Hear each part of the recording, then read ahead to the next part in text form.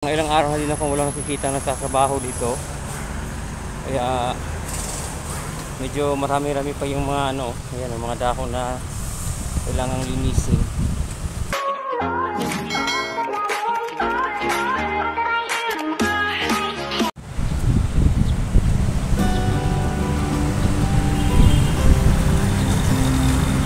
Magandang tanghali mga ka-walker. Ayan, nandito tayo sa may Rojas Avenue para mag-update po dito po sa kino-construct na Freedom Park. Ayan, mga ilang minuto lang naman po yung lakad, no? Para makarating na tayo doon. So silipin natin mga ka-walker ano na yung development sa area. So mga ilang din tayo hindi nakapunta. So update tayo. Pag-update ako ngayon sa inyo ngayong araw po, buwan po ng February. So malapit na po yung March mga ka-walker, no? So ang bilis ng araw, kababagong taon pa lang pero magma-March na po. So ayan mga ka-walker, yung tsura dito. So malapit lang naman siya paglakarin mo mula dun sa may Ateneo.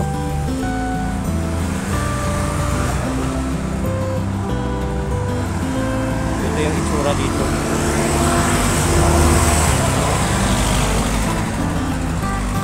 Sa gabi po to dito, night market.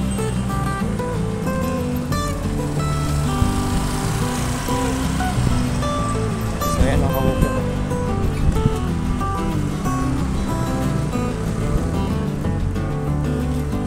sisilipin lang natin mga ka-walker, no? Mula dito hanggang sa may dulo. Titingnan natin kung ano na yung development sa area. So ayan, no? So papasok tayo dito, no? Last time parang dito din tayo dumaan eh. So ayan siya mga ka-walker, ito yung kanal or yung creek po na ginawang park ang gilid. So maganda dito mga ka-walker, no? Kasi may lilim na. Kasi yung mga kahoy dito hindi pinutol. So ito ngayon yung itsura dito, no? Hindi pa siya na parang hindi pa rin ito na turnover po sa city government. Kaya hanggang ngayon hindi pa po siya nagbukas.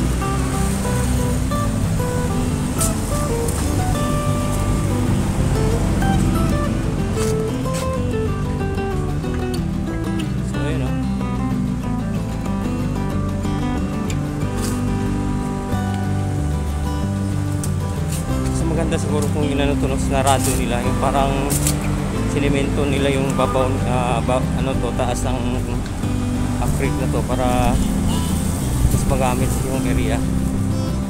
Malaki pa kasing space. Suggestion lang naman mga ka-walker mula sa akin. So yan mga ka-walker, napaka dito, maganda dito kasi may lilim siya, no? Saka mahangin. So magandang pasyalan at tambayan po pag nagpapahinga po tayo, no? So medyo medyo malaki-laking park, Freedom Park ito. So yan, ito yung itsura. Sarado, dito tayo dadaan. Sarado yun. Medyo magpapagabakot na po tayo mga ka-walker.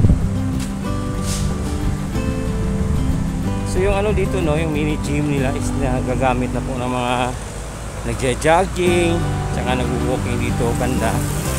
Kasi meron silang dito mga equipment po, pang exercise na in-install po. So yan, napapalingan ko dito pag dumaan ka kasi nga po napakaganda na lugar.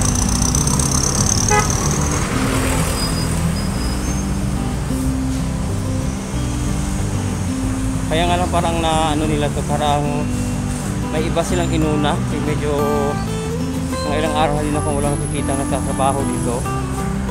Kaya medyo marami-rami pa yung mga mga dahon na kailangang linisin. So yan siya mga ka-walker. medyo malawak to, mahaba.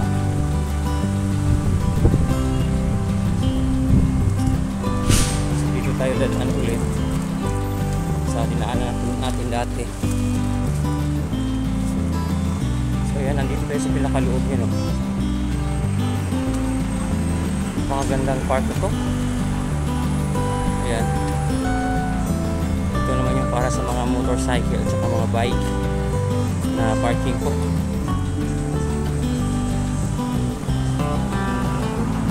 Yung mayabong na yung mga punong kahoy kasi nga po kung iinit man ng ilang araw, kalipas po ng mga ilang araw ulit, umuulan pa din naman, kaya nadidiligan pa rin itong mga ano dito, mga punong kahoy. Ayan. Ayan ang mga ganda.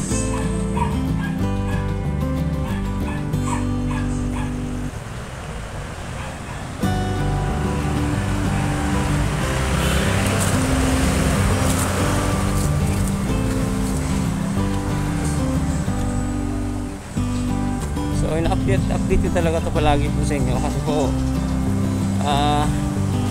mas mabuti na yung nasimulan natin, tatapusin natin mga ka-walker, no? Kasi yung nag-update ako isang beses tapos hindi ko na ulitin.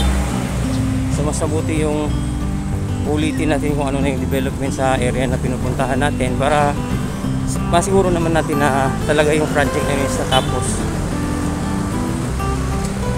So kaya mga ilang beses na din tayo nakapag-update mula dito, no, sa Freedom Park ito.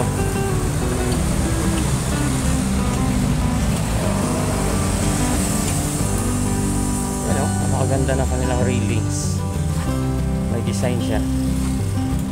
Ayan, no? Ganda yung design niya. Medyo malaki-laki yung budget ang ano nila dito. Yan yung tinatawag na security boulevard. Yan. Para yung sasakyan may limitasyon yung ano niya, yung pag-park niya dyan or magpa-park man siya dyan o hindi.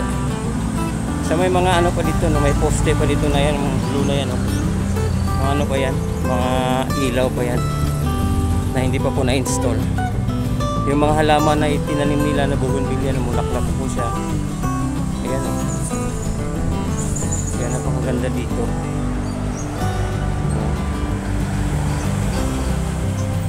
May mga landscape na din naman. Although hindi pa siya na ano ngayon.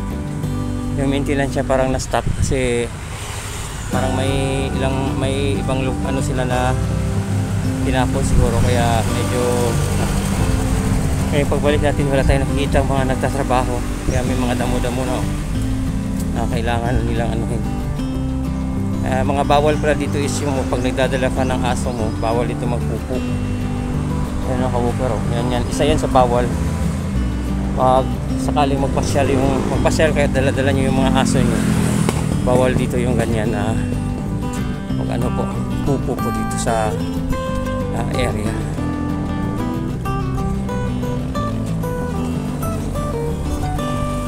So, sa dulo nito is yung sinasabi ko sa inyo, ano, no, yung parang mini gym nila dito. Ito na yung parang ano nila, parang stage. May security boulevard pa din, ayan, oh. Ayan, medyo malawak to, pwedeng gawing stage sakaling may programa dito mga ka-walker, no. Ayan, oh, medyo yumabong na yung mga damo, dinalinis. Ayan.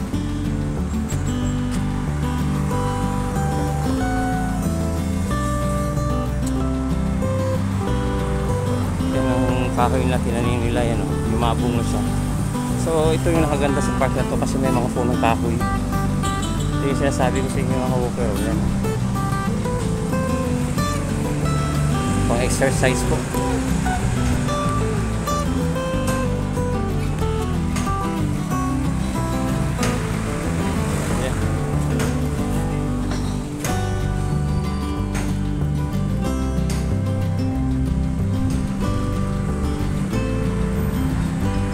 Bulaklak na yung bougainvillea.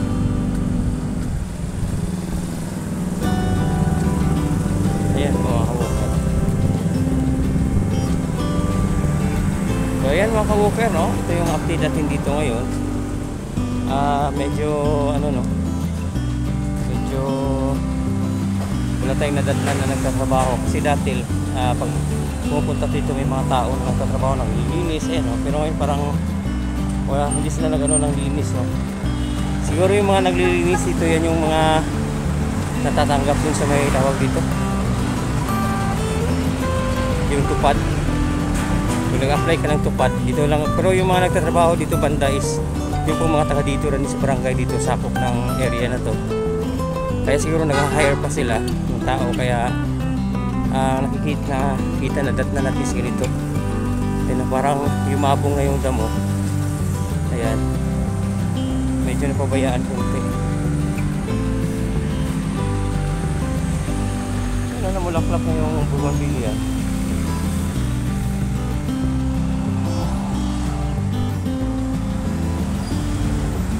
So ayun mga ka-walker, hanggang dito na lamang po. Sana po nasa mabuti po kayong kalagayan lahat. Ayan, ulit-ulitin na natin itong balik-balikan mga ka-walker, no? Hanggang sa mag-opening para makita naman natin kung gaano kasaya yung mga tao pag sakaling. Although ano naman to, pwede naman puntahan na, pero mas maganda yung tapos na talaga, at saka maganda na, kaya babalik-balik tayo dito mga ka-walker. So hanggang dito na lamang po, maraming salamat at magandang araw.